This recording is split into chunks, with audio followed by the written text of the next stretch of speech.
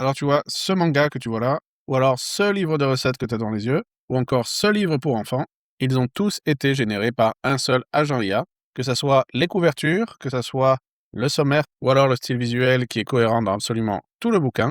Eh bien tout ça a été généré en un seul prompt avec un seul agent IA. Du coup, dans cette vidéo, je vais te montrer exactement comment j'ai fait pour générer ça, et tu verras que c'est très simple, et à la fin de cette vidéo, tu seras capable de faire exactement la même chose avec n'importe quel type de livre, tout ce qui te fait plaisir, et tu pourras donner totalement libre cours à ton imagination.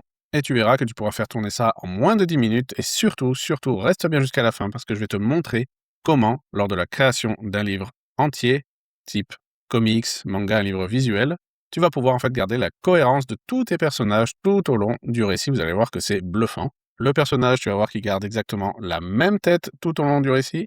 Les vêtements sont conservés, le style est conservé. Et ça, clairement, actuellement, aucun outil du marché ne fait ça. Donc, tu verras ça que ici. Donc, reste bien jusqu'à la fin. Tu verras la petite technique qui va bien. Tu m'en diras des nouvelles.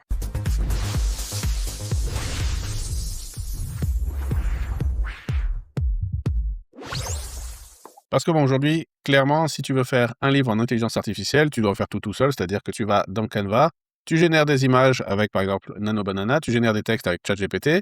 Tu vas avoir des problèmes de texte, des problèmes d'image, parce que Nano Banana, c'est pas encore tip-top.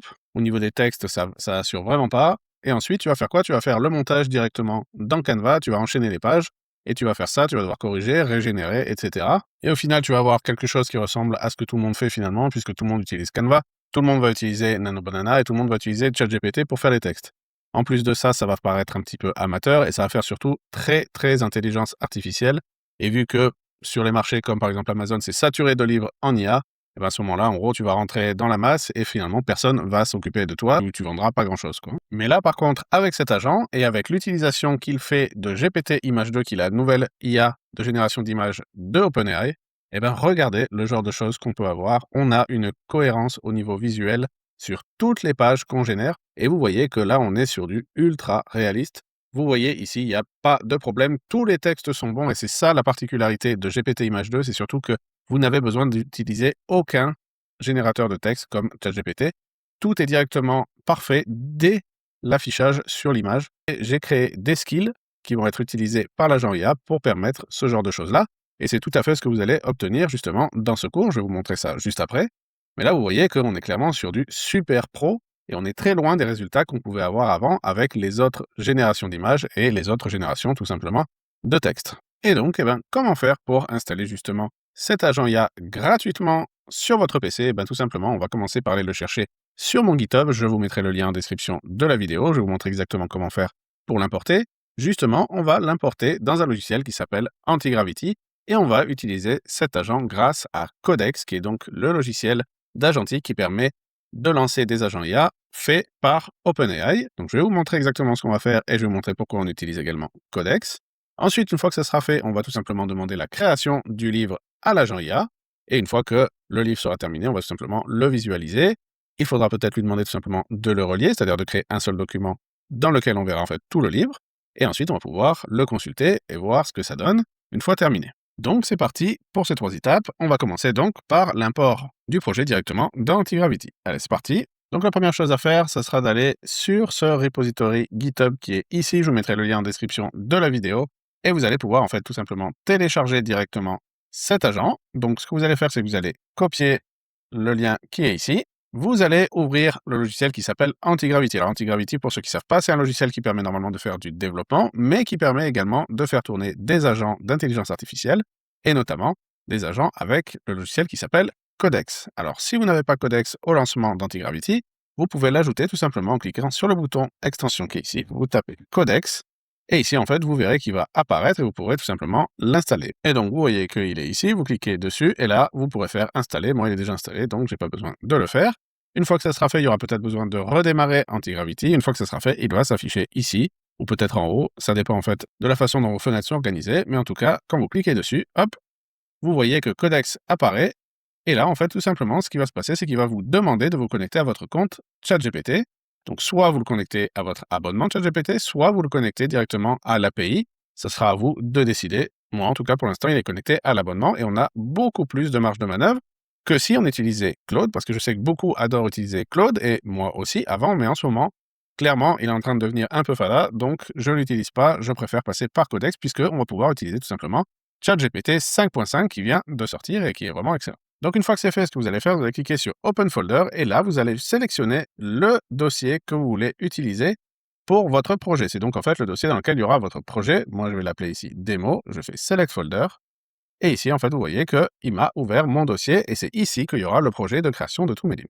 Une fois qu'on est bon, vous allez lui dire, peux-tu installer cet agent dans mon projet ici? Et je lui colle donc le lien de mon GitHub. Et là, je valide. Et donc là, vous voyez que petit à petit, il est en train d'ajouter des dossiers à mon projet. Et notamment, vous voyez qu'ici, on a les templates que j'ai déjà créés pour vous qui vont tout simplement vous permettre de donner des consignes précises pour la création de différents livres. Vous voyez qu'on a le manga, le livre de recettes, etc. Vous pouvez voir également qu'ici, on a un fichier skill.md qui va tout simplement donner les consignes globales, vous voyez que c'est assez long comme fichier, à notre agent pour pouvoir en fait lui donner toutes les infos dont il a besoin pour créer nos livres nickel et sur mesure en fonction du type de livre qu'on veut. Parce que l'objectif ici, c'est de pouvoir créer vraiment n'importe quel bouquin avec GPT Image 2. Donc finalement, c'est un petit peu le cerveau de notre agent IA, c'est ici qu'il va trouver en fait toutes les informations dont il a besoin. Et donc là, en fait, vous voyez qu'à ce niveau-là, on est déjà bon, on a déjà installé le projet, on vient de passer l'étape 1, maintenant on va passer à l'étape 2. Et donc si on regarde, l'étape 2 c'est quoi? C'est tout simplement, on va demander à l'agent IA de nous créer directement notre livre. Et donc, eh ben, comme on est des geeks, qu'est-ce qu'on va faire? On va lui demander, crée-moi un manga en, on va dire, 10 pages, ayant pour thème Claude vs Codex. Alors on va voir ce qu'il nous demande, on valide. Et donc là, vous allez voir que dans le mode manga, il va devoir créer donc des personnages, et pour créer ces personnages et pour qu'ils soient récurrents, il va tout simplement devoir créer lui-même d'abord les personnages. C'est-à-dire qu'il va faire des visuels des personnages avant de faire les visuels du manga lui-même. Donc on va voir ce qu'il nous dit. Et donc on voit là que le workflow de la skill prévoit un prototype avant de produire tout le manga, surtout pour verrouiller le style et les personnages récurrents. Donc là, ce qui est super, c'est qu'il va nous demander en fait tout simplement comment on peut voir le personnage, ou alors tout simplement on peut lui dire bah, fais comme tu penses et puis on verra bien ce qui se passe. Alors là, ce qui m'inquiète un peu, tu vois, c'est qu'il ne mentionne pas l'utilisation de GPT Image 2. Donc on va voir ce qu'il va faire, mais il est possible qu'il faille lui préciser qu'il doit utiliser cette technologie-là. Je sais pas pourquoi, des fois il faut lui dire parce qu'il ne le fait pas alors que c'est écrit quand même noir sur blanc dans ses skills. Donc voilà, mes craintes étaient fondées, vous voyez que là, il nous a généré des horreurs, c'est vraiment n'importe quoi. Et ça, c'est quelque chose qui est vraiment bizarre parce que ça arrive quand même régulièrement dans tous les agents. Il y a des fois des petits couacs, il ne sait pas quoi utiliser pour générer les images. Mais c'est pas grave parce qu'on va stopper et on va lui dire utilise GPT Image 2 pour créer mes pages, personnages et couvertures. Et on valide. Et là, en fait, il va se rendre compte qu'il a déconné et il va tout nous refaire. Alors, il faut noter que si vous utilisez Codex avec l'API de ChatGPT, de OpenAI, il va falloir dans un premier temps que vous lui passiez votre clé API pour qu'en fait il puisse l'enregistrer dans le système et donc l'utiliser pour pouvoir générer les images. Sinon, en fait, de toute façon, il va vous dire qu'il ne trouve pas de clé API et il va le demander. Donc, je vous mettrai en description de la vidéo le lien qui vous permet tout simplement d'aller récupérer la clé API qui va bien. Et voilà, vous voyez qu'il nous a créé nos deux personnages. Alors ici, c'est Claude Code et ici, c'est Codex. Donc, c'est vraiment très rigolo puisque vous voyez qu'en fait, il a fait vraiment le personnage dans tous les angles, ce qui va permettre en fait au générateur d'images, dans la suite et dans la création des pages du manga, d'avoir quelque chose de super consistant et d'avoir en fait finalement toujours le même personnage, d'être super précis. Donc bien sûr, là, vous voyez qu'il a fait le travail lui-même, mais nous sommes dans un mode agent, ça veut dire que vous pouvez converser avec lui pour lui demander absolument tout ce que vous voulez. Là, je le laisse faire pour le bien de la démo, mais si vous souhaitez lui dire que vous voulez tel personnage qui ressemble à tel personnage, qu'il ait ci, ça comme caractéristique, qu'il soit comme ci, comme ça, vous pouvez tout lui dire. Vous pouvez absolument tout échanger avec l'agent et en fait, lui, il va s'adapter à vos demandes, aussi précises qu'elles soient. Et d'ailleurs, c'est clairement recommandé de faire plutôt comme ça, parce que si vous voulez vraiment un résultat optimal et qu'il soit aux petits oignons, bah forcément, il va falloir être super précis. Et voilà, maintenant, vous voyez qu'il nous a généré la couverture de notre manga. Donc là, c'est super stylé, encore une fois. Donc là, vous voyez, il commence à nous générer quelques pages. Donc là, on est vraiment super propre, vous voyez. Regardez-moi ça, c'est vraiment excellent. Et voilà, toutes les pages sont terminées. Et là, si vous regardez un petit peu plus en haut, il dit qu'il a terminé également l'assemblage du livre. Donc, on va aller regarder tout de suite ce que ça donne. Et donc, si vous vous souvenez bien, ça correspond bien à la troisième étape, qui est donc de visualiser le livre complet bien ficelé. Et donc, voici ce que ça donne. Donc, on avait déjà vu notre première page. On voit ici qu'on est vraiment dans du pur manga. Là, par contre, c'est super lisible. On a bien les bulles et tout. Là, on a vraiment une lecture qui est parfaite. Vraiment, c'est incroyable. C'est super bien détaillé. C'est super clair.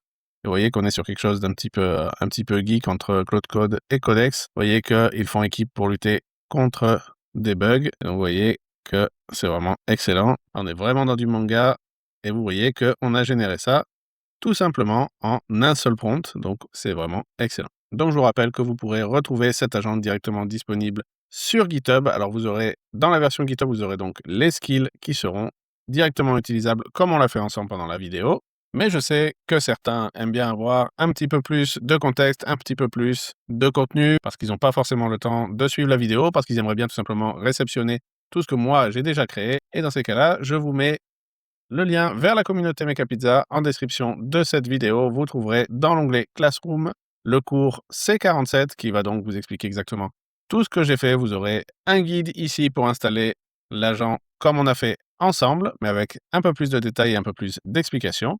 Vous pourrez retrouver l'agent directement tout près ici en bas, ainsi que tout ce que moi-même j'ai pu créer pour que vous puissiez vous en inspirer. Sachez également que chaque semaine, nous partageons des idées de business à mettre en place, clés en main, en intelligence artificielle et également en automatisation. Donc chaque semaine, vous allez pouvoir retrouver de nouveaux business à mettre en place ou tout simplement des idées pour pouvoir améliorer votre business actuel. Donc n'hésitez pas à nous rejoindre, même si c'est juste pour discuter IA ou pour discuter projet, ça sera avec grand plaisir. Nous avons une communauté de plus de 1600 membres et nous sommes très actifs et donc vous allez pouvoir retrouver des gens qui, comme vous, s'intéressent à l'IA et donc ce sera un plaisir de vous avoir parmi nous. Voilà, en tout cas, j'espère que ça vous a plu et je vous donne rendez-vous dans une prochaine vidéo. N'hésitez pas à liker, à commenter, à partager cette vidéo et si vous avez des questions, n'hésitez pas à les poser ici ou dans la communauté. Voilà, je vous remercie. Au revoir.